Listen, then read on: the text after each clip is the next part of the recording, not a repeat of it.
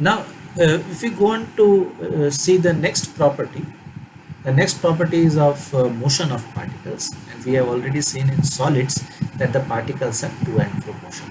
That is, the particles of solid are bound to their mean positions. What do you mean by that? Now, suppose we have this particle of solid, and this is its mean position, that is its original position. Now, the particle of the solid will not travel to very large distances from this mean position.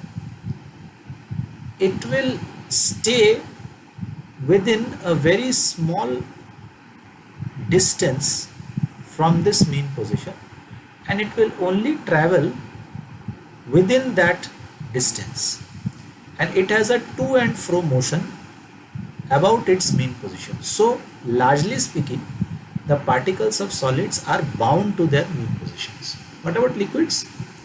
The particles of liquids are not bound to their mean positions. Rather, they have a kind of freedom to move away from their mean positions, and they have a relative freedom to move within the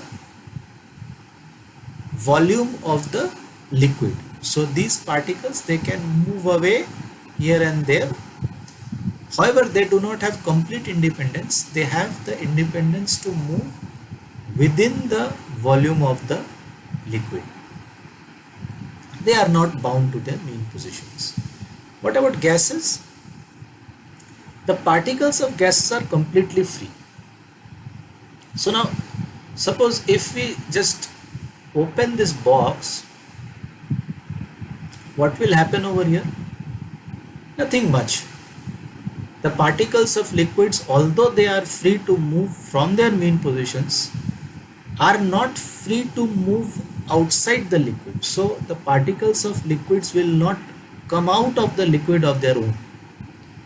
But if we open this box, then the particles of gases, they are completely free. Okay, so they are free to move about anywhere, and as a result, since they are free to move about anywhere, so what will happen? They are free to leave this region, and they can go away, escape from this region where they are confined to. So this is the nature of the motion of the particles of liquids and gases. So we'll just note it down. So about solids we know, what do we know? That about solids we know that the particles can only move to and fro about their mean positions.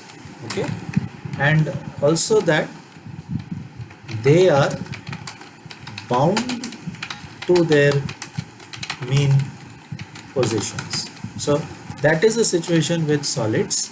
They are bound to their mean positions. They can move only to and fro about their mean positions. Right? What about liquids?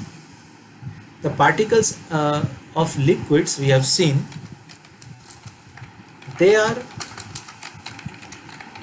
not bound to their mean positions, and what they can do, they have relative independence to move about where within the volume of the liquid, right? So liquids, the situation of liquids is like this. They have the freedom to move about within the volume of the liquid. And what about gases? The particles of gases are free to move about anywhere. So they have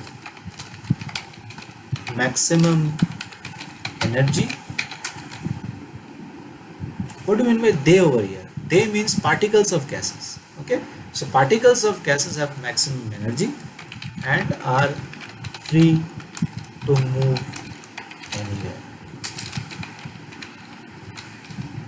So that is the difference between particles of solids, liquids and gases so far as their motion is concerned.